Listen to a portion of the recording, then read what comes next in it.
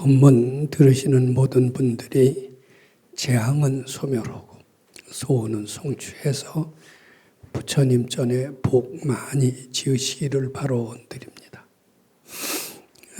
오늘도 지난 시간에 이어서 건강한 사회인이 되는 건강경 해설의 말씀을 드리고자 합니다. 역시 지난번에 말씀드린 것처럼 건강경 4번에 관한 내용이 오늘 그 주 테마가 되겠습니다. 우선 오늘 말씀드린 내용을 크게 이제 두 가지로 정리해 봤습니다. 하나는 지난 시간의 복습을 꼭 해볼 필요가 있습니다. 우선 복습은 보시에 대한 정의를 다시 한번 복습하는 것은 괜찮습니다. 흔히 보시를 협의의 보시가 있고 광의의 보시가 있습니다. 협의의 보시는 그냥 베풀어 주는 것만을 얘기를 합니다. 그런데 광의의 보시는 자기 본능을 거슬려가는 모든 행위를 다 보시다, 이렇게 얘기를 하면 됩니다. 즉 공부하는 것, 이것도 공부하기 싫거든요. 놀고 싶거든요. 그 본능을 거슬러 간다라는 점에서 공부하는 것도 일종의 보시다, 그렇게 보면 됩니다. 우리는 직장에 출근하고 싶지 않고 집에서 놀고 싶은 때가 많습니다. 그런데 직장에 출근해서 열심히 일할 때는 본능을 거슬러가는 행위이기 때문에 그것도 베푸는 것과는 조금 틀려도 일종의 보시다, 이렇게 보면 됩니다. 이제 그 보시의 뜻을 잘 아시는 게 중요합니다. 그다음에 무주상 보시를 어떻게 설명하느냐. 이제 흔히 얘기하는 티 없이 해라. 뭐 기독교식으로 보면 왼손이 주는 것을 오른손이 모르도록 그렇게 해라. 계산하지 않고 순수한 마음으로 해라. 뭐 이런 해석이 가능합니다. 근데 발근이는 어떻게 해석을 하느냐. 우리가 보시를 할 때는 누가 기뻐할까를 되게 염두에 둡니다. 받는 사람이 기뻐할까? 또 내가 좋은 일을 했다고 부모님이 칭찬하실까? 되게 어떤 행위를 할 때는 누가 기뻐할까? 이것을 되게 염두에 두는 수가 많습니다. 직장에서 열심히 일할 때 내가 열심히 일해서 성과를 올리면 누가 기뻐할까? 아마 사장이 기뻐할 것이다. 사장을 염두에 두면서 일합니다. 수많은 공무원들은 열심히 나라가 지키는 법률이 제정하는 범위 안에서 자기 최선을 다하고 그 위에 상사가 시키는 일 열심히 하면서 그 마음에 염두에 두는 게 있습니다. 내가 이렇게 열심히 하는 것은 물론 상사가 기뻐하는 일이기도 하지만 국가 사회에 큰 도움이 될 것이다. 대통령도 좋아할 거고 전 국민이 좋아할 것이다. 뭐 이런 자기 하는 일을 누가 좋아할 것인가를 염두에 두고 하는 수가 많습니다. 그러면 무주상 보시라는 건 뭐냐 하면은 자, 가족이 기뻐할 가족을 염두에 두고 보시하는 것이 아니라는 겁니다. 또 직장의 상사가 사장이 좋아할 것을 염두에 두고 그의 뜻을 즐겁게 하기 위해서 일을 하는 게 아니라는 것입니다. 물론 국가 사회를 위해서 헌신하는 일, 아름다운 일이죠. 권장할 만한 일이죠. 하지만 국가 사회를 위해서 대통령이 참 나라를 지극히 사랑하는 대통령이 기뻐하실 그 일을 하기 위해서 목숨을 걸고 다하는 사람을 충성을 다한다, 이렇게 얘기를 합니다. 충성해서 나라 임금이 좋아하시는 그런 일을 하는 것이 무주상 보시가 아니라는 겁니다. 발근이가 해석하는 것은 아무 업보가 없어요. 가족도 업보가 있고 직장의 상사도 업보가 있고 대통령도 업보가 있고 다 있지만 오직 업보가 없는 곳, 그것이 어딜까요? 그것이 부처님입니다. 형상에 보면 부처님을 기쁘게 해드리기 위해서 하는 보시가 바로 무주상 보시라고 그렇게 해석을 하십니다. 요거 지난 시간에 복습이나 마찬가지입니다.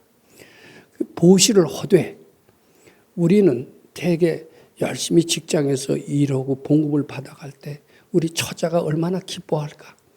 처자를 염두에 두고 직장에서 일합니다. 또 세계 무대에 나가는 운동선수들은 금메달을 따서 국가에 기여하겠다. 이런 사람들은 이렇게 내가 열심히 운동을 해서 국위를 선양하겠다. 이 국위 선양, 가족 등등 이게 다 업보의 연장이라는 거예요. 근데 그런 걸 다 떠나서 오로지 아무 업보가 없는 곳, 그것이 부처님이고 부처님 시봉하는 마음으로 보시해라. 그게 무주상 보신이라. 이렇게 해석이 되는 겁니다. 무주상 보시가 될 때 그 보시의 복덕이 되돌아오는 시간은 굉장히 짧아질 것이다. 그리고 보시가 미치는 범위는 굉장히 광범위할 것이다. 한 사람한테 보시를 했지만 그것이 무주상 보시가 된다면 천인아수라의 개응 공양의 형태로 되돌아올 것이다. 이것이 지난 시간에 했던 내용의 복습이기도 합니다. 즉 지난 시간에 복습, 발복보시 유행에는 또 세 가지가 있다라고 얘기를 했습니다. 뭐라도 남한테 주어야만이 복이 됩니다. 주지 않고 철저히 인색하는 사람은 전생에 지어왔던 복을 까먹는 것밖에는 안 돼요.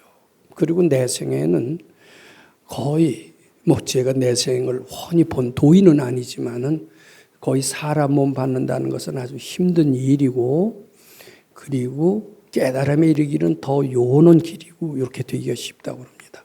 그런데 세세생생 사람 몸 받았을 뿐만 아니라 사람이 됐어도 좀 잘생겨야 되고 또 속도 넓어야 되고 지도자가 되는 게 바람직하죠.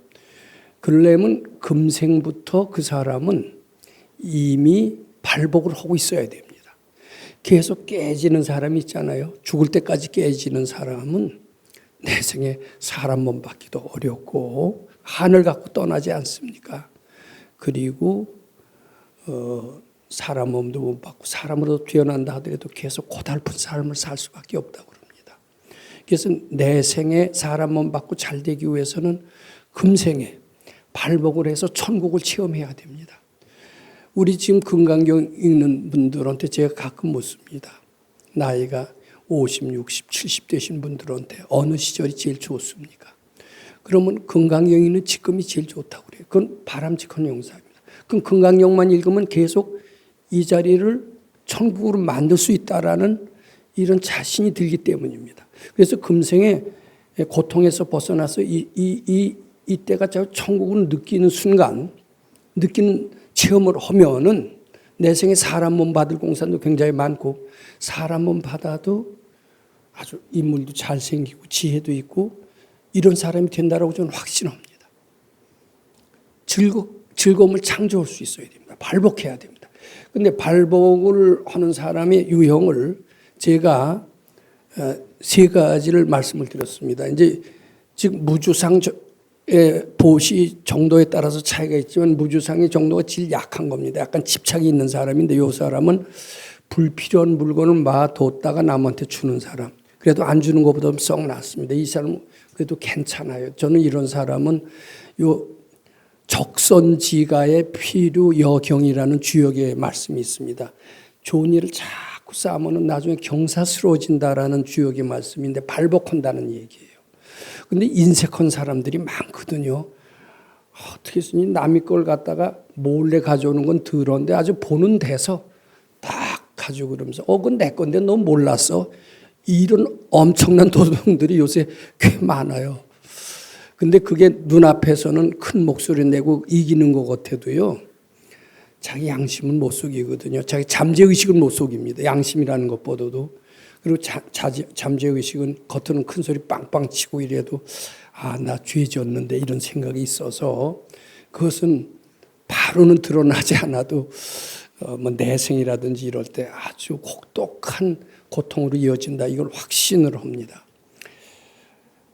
그런데 이제 이런 사람은 그래도 적선지가의 필요 여경, 주역에 있는 말씀 그대로 언젠가 발복을 합니다. 그런데 발동이 좀 오래 걸려요. 왜냐하면 확실하게 무주상이 되시지 못했기 때문입니다. 그다음에 10분의 1, 수입의 10분의 1은 굉장히 어려운 일입니다. 또 10분의 1에 준하는 것을 제가 무료급식이라고 했습니다. 제가 이런 얘기를 말씀드린 적이 있습니다. 제가 참 장사가 몹시 안 됐을 때 얘기입니다. 그래도 저는 틈나는 대로 쥐꼬리에 많은 저축이지만 저축의 10분의 1 정도는 띄워서 백 박사님한테 갖다 드렸어요. 그리고 우선 가서 제가 이렇게 성의껏 하는데 이 장사가 안 됩니다. 맨날 뭐 가서 드린다는 말씀이 못 살겠다, 힘들다, 장사가 안 된다 이런 얘기밖에 드릴 수가 없었습니다. 그런데 어느 날 뭐라 그러냐면 수입의 10분의 1을 띄워서 나한테 가져와라 그러시더라고요. 그래서 참 어이가 없더라고요. 난 그때 수입의 10분의 1이라는 생각을 못하고 저축의 10분의 1을 내 성실하게 하고 있고 내가 얼마나 선생님 생각하는 게 대단한데 선생님은 나의 정성을 모르시는 것도 요분수지 11조를 해라? 저는 이해할 수가 없었고 좀 야속하기만 했고 죄송합니다만 선생님 정말 도인 맞나? 이런 생각까지 했었던 것 같습니다. 근데 그래도 제가 믿었던 것은 그분의 말이 제가 겉으로 들었을 때는 그 진리를 파악을 못해요. 근데 한참 생각을 해보면 한 일주일쯤 가면 일리가 있을 것이다. 내가 했던 것보다 조금 더 해보자. 그래서 좀 살 좀 떼내는 것처럼 아프더라고요. 아프지만은 제가 저축의 10분의 1 이런 것보다 한 2배쯤 딱 해서 한 석 달인가 했어요. 돈도 없었어요, 그때는. 근데 이제 눈물을 머금고 그랬더니 석 달 했더니 이제 그만하라고 그러세요. 근데 그게 딱 그렇고 한 1년 후에 큰 돈이 돼서 되돌아오리라는 걸 몰랐어요. 그러니까 제가 아마 이 자리에서 말씀을 드렸을 겁니다. 저는 망원동의 집이 그때가 샀을 때가 1980년인데 그때만 하더라도 서울 시내 그런 집 가지고 있으면 중상류에 속했습니다. 근데 고전에 살 때는 39평짜리 고려대학 앞에서 살았는데 그때는 중하류에 속했던 집도 없었던 사람에 비해서는 좀 낫지만 중하류에 있다가 이제 중상류로 간 것은 뭐 때문이냐? 11조를 했다. 선생님이 시켜서 울며 계좌 먹기로 했어요. 11조가 쉬운 게 아닙니다. 수입에 11조 해보세요. 저는 더 놀라운 소리를 들었어요. 참 그분이 우리 법당에 꽤 보시도 하신 그런 노인네인데 진각종에 상당히 중요한 역할을 하셨다고 그래요. 진각종은 어떠냐면 15조를 한대요. 수입의 절반을 바쳐라 이런데요. 약방을 하셨던 분이었습니다. 그럼 수입의 절반을 바치고 나면 뭘로 먹고 살아요? 그랬더니 이상하게 수입의 절반을 바치니까 장사가 더 잘 되더래요. 그때 같으면 안 믿었을까요? 전 믿습니다.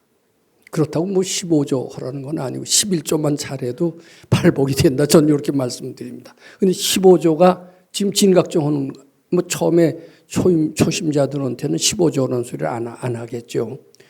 그런데 15조를 해도 잘 되더라는 게 그의 실토였고 그분은 상당한 거액을 우리 법당에 보시러시고 그것의 10배까지도 보시오시겠다고 그랬는데 불의로 세상을 떠나셨어요. 참 안타까워서 제가 촌지를 다시 그분한테 보시온 적이 있었는데 그렇게 삶이 넉넉하시더라고요.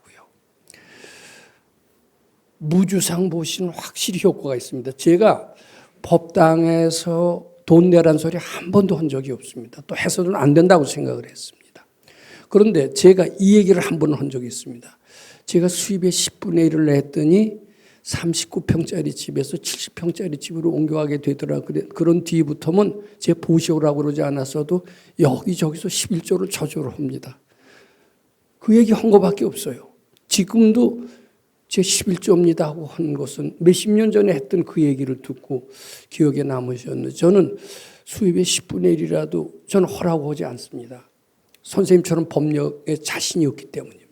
근데 아마 하시는 분이 있다라면은 저는 이건 부처님 기쁘게 해드리는 무주상 보시의 연장이기 때문에 확실히 발복하실 걸로 알고 저는 얼마 전에도 얘기했습니다만 이 905를 참 좋은 마음을 내셔서 무료로 수리해 주신 그분이 바로 얼마 안 가서 빠른 시간 내에 몇 배가 더 되는 좋은 일감을 땄다라는 얘기를 듣고 무주상 보시가 무주상의 정도에 정비례해서 되돌아오는 시간도 꽤 커지는구나. 이것을 실감을 또 했습니다. 그런 사례는 적지 않게 많습니다. 자, 그래서 불필요한 물건을 엿어뒀어도 발복은 해요. 발동이 좀 천천히 걸릴 뿐입니다. 요거는 좀 더 되돌아오는 시간이 빠른 것 같아요. 그 다음에 자타불이의 보시라는 게 있습니다. 이건 지금 보살이 하는 겁니다. 이거는 더 빠를 것 같아요. 근데 자타불이가 되는 것은 이미 상당히 수양이 동반되기 전에는 쉽지가 않습니다. 자, 고대에 이제 오늘 말씀드리고자 하는 겁니다. 이런 가, 나, 다, 보시. 물론 이게 금생에 다 시간 문제지만 발복이 되는 겁니다. 저는 가끔 저 자신을 강태공에 비유를 하곤 했습니다. 강태공이라는 사람이 어떤 사람이냐면 나이 70대까지 백수예요. 기껏 헌대는 일이 가서 낚시 닦는 일인데 낚시도 고든 낚시만 합니다. 그러니까 물고기가 먹어도 다 도망가요. 그러니까 부인이 그리고 우선 뭐 책만 읽어요. 책만 읽으니까 비가 와도 밖에 넣은 공식이 떠내려가든 말든 뭐 책만 읽으니까 부인도 열이 터졌겠죠. 그래갖고서는 빠이빠이 하고 달아났습니다.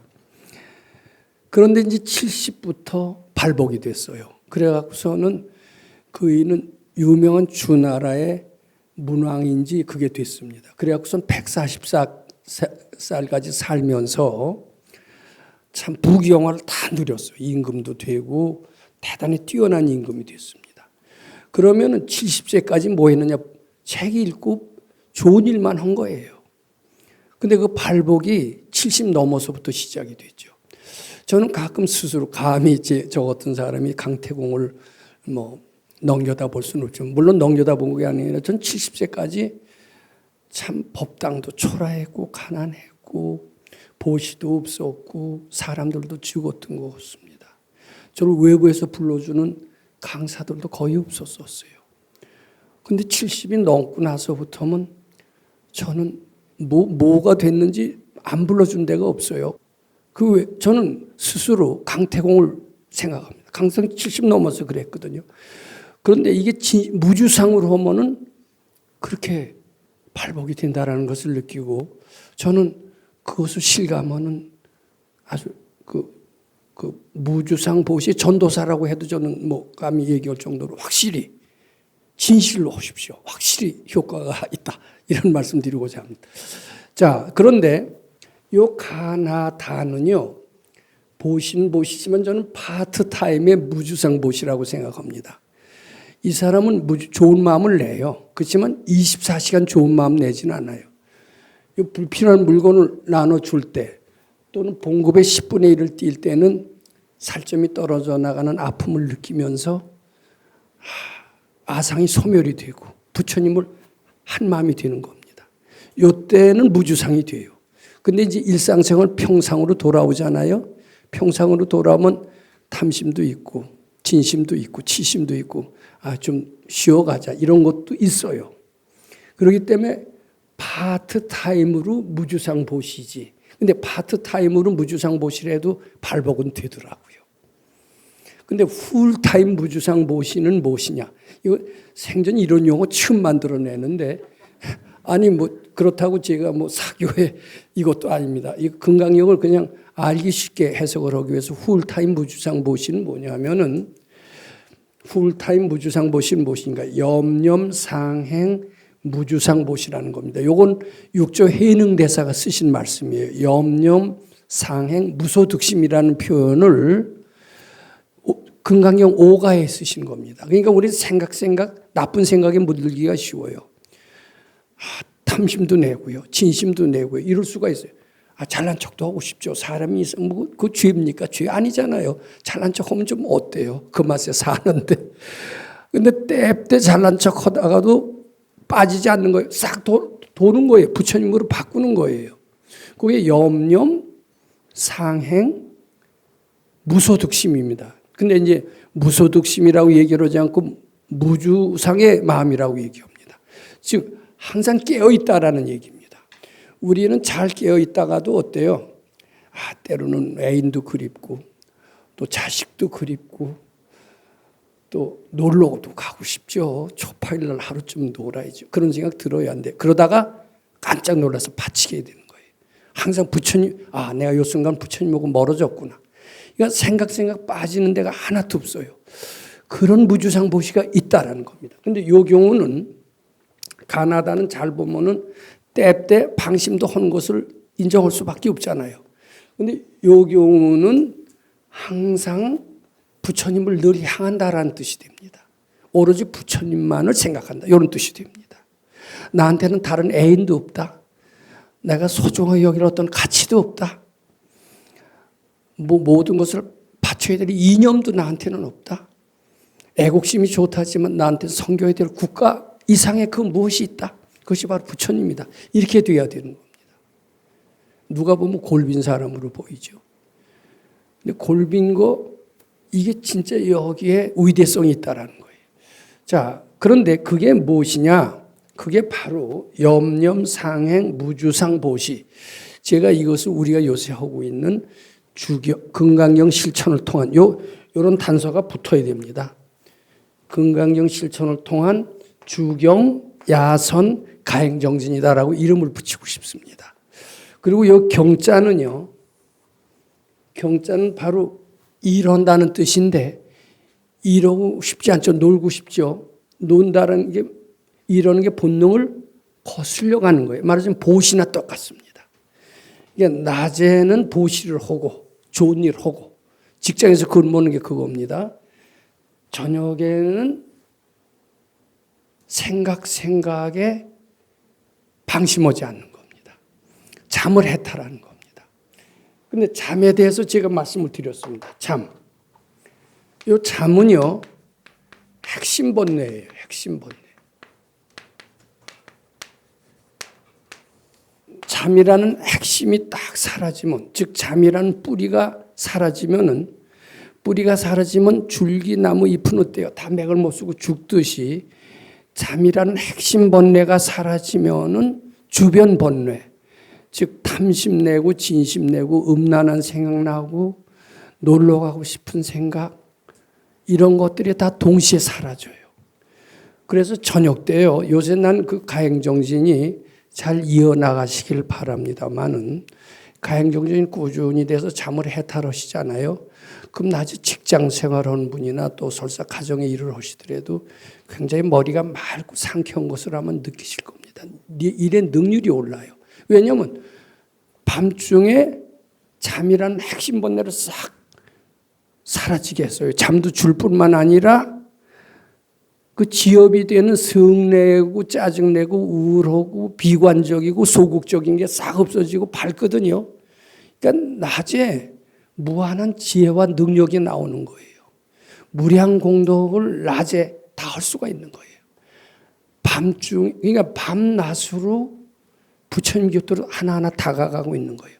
즉 밤중에는 잠이라고 하는 핵심 번뇌를 확실히 소멸하고 그 뿌리채 없어지면 낮에는 좀 더 집중력이 있고 명랑하고 밝은 기분으로 생활에 임하게 됨으로써 그 생활이 굉장히 빛나게 됩니다. 지혜로운 생활, 능력 있는 생활, 보람 있는 생활, 재미있는 생활로 이어질 겁니다.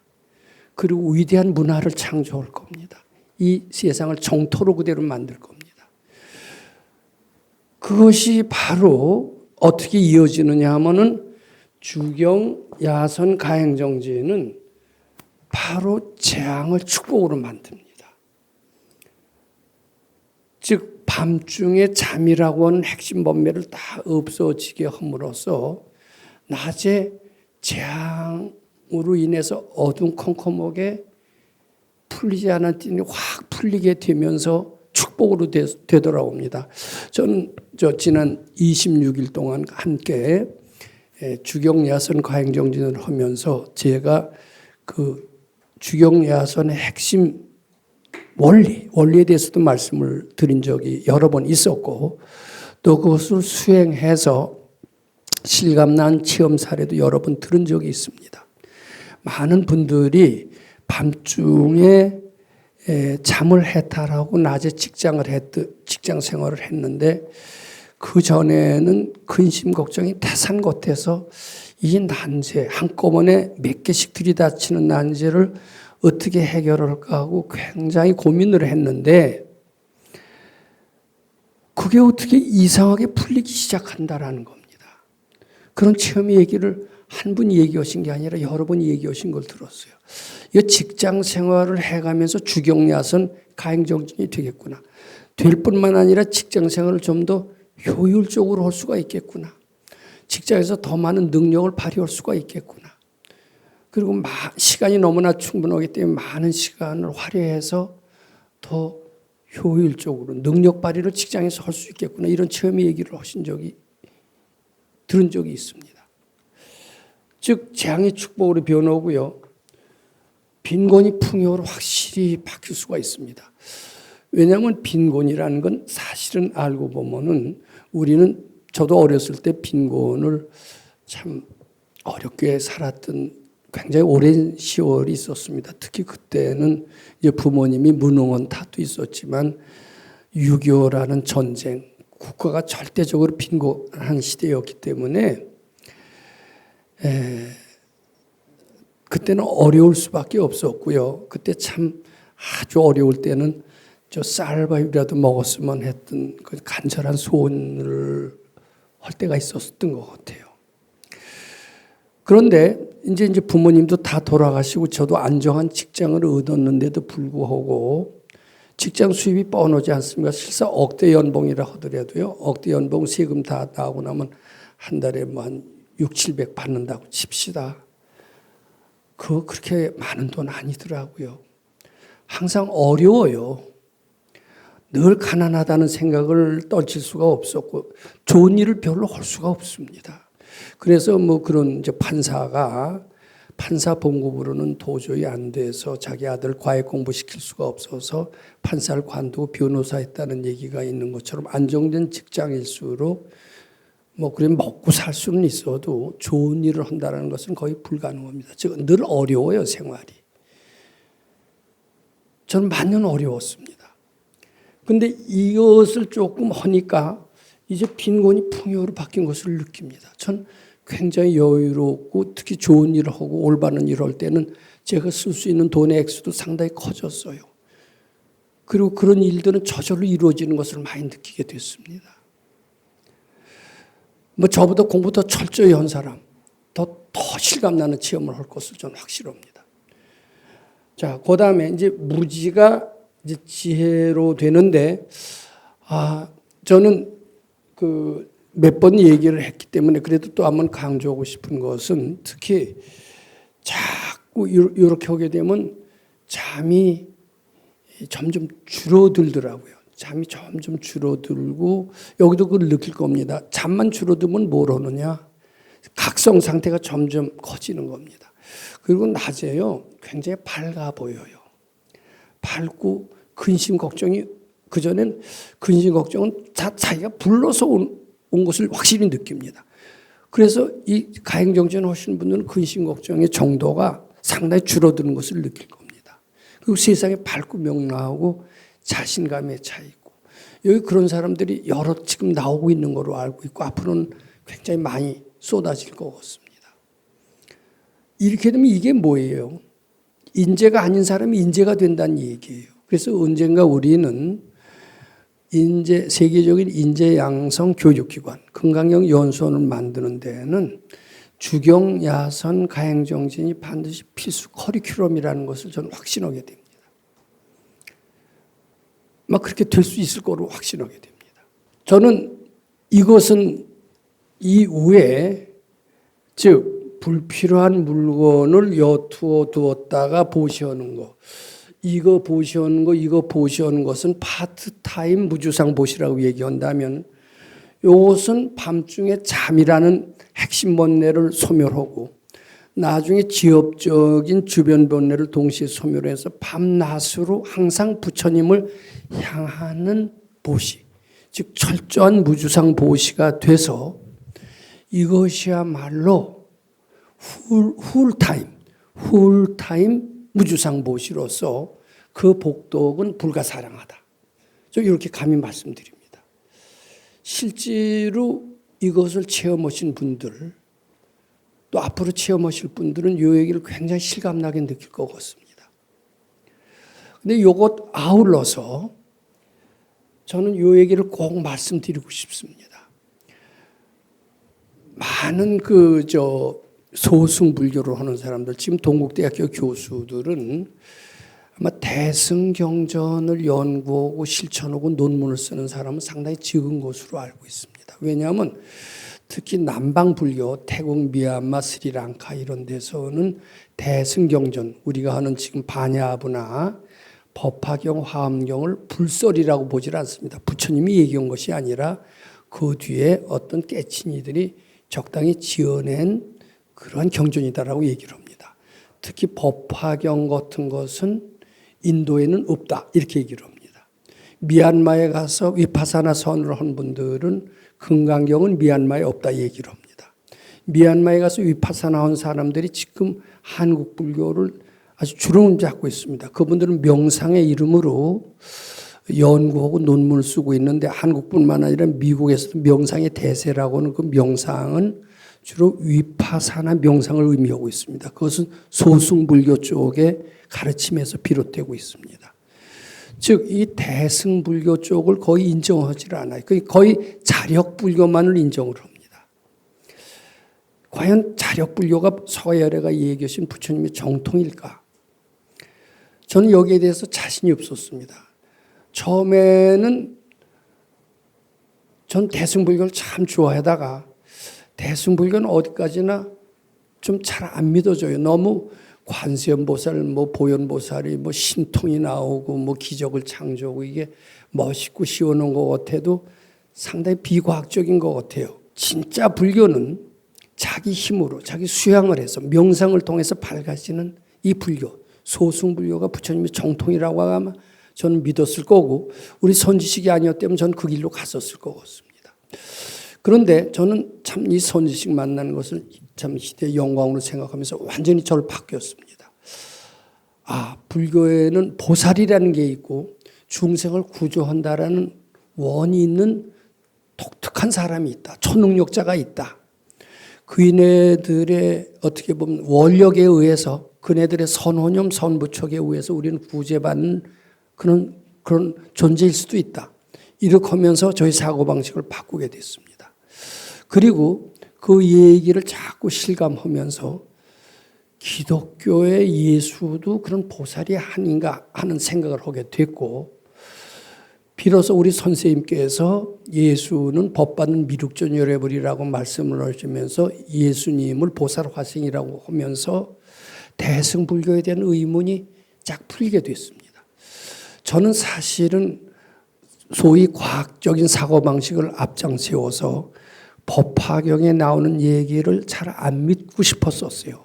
법화경에 너무나 황당무계한 것 같은 이야기들이 너무나 많이 있었기 때문입니다. 그런데 제가 도인을 만나서 사람은 자기 힘, 자력으로만 도통하는 게 아니라 선지식의 선혼념, 선부적이 반드시 필요하다라는 것을 실감하고 그분들의 원력에 의해서 제도받을 수 있다라고 하면서 기독교를 이해하게 되면서 제가 크리스찬과 함께 있는 금강경을 쓰게 되면서부터 대승불교에 대한 확신이 들고 대승불교에 대한 확신이 들면서 법화경에 나오는 황당무계와 같은 이야기들, 참 신화적인 이야기들이 너무나 많아서 그것을 명확하게 또 설명한 학자들도 없어요. 그 얘기 하나하나 믿기게 됐습니다. 저는 어느 때 법화경을 명쾌하게 해석했다라고 하는 최고의 해설서 원효스님의 법화경 종요를 공부할 기회가 있었습니다.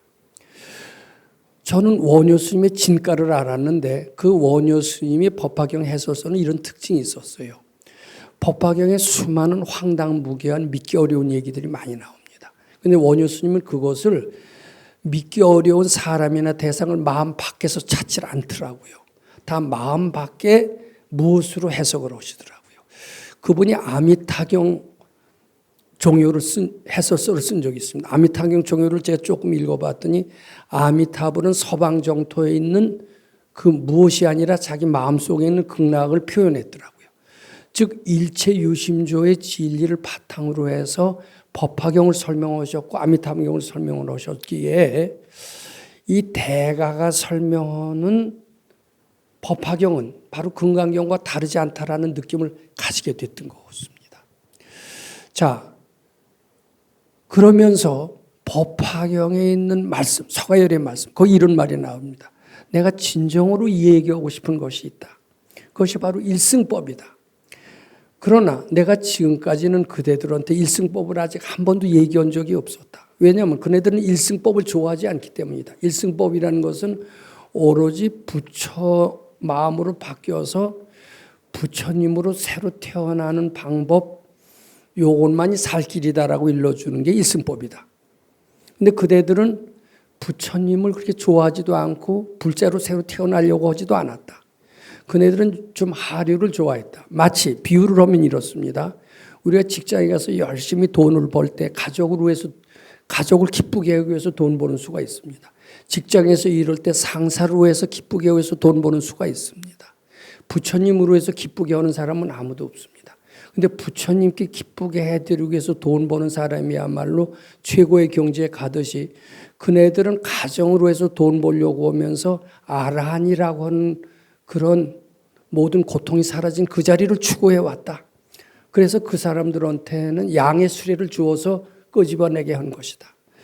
또 직장에 다니더라도 상사를 기쁘게 해드리기 위해서 이러는 사람이 있다. 그 사람은 부처님 기쁘게 해드리기 위해서 이러지는 않는다.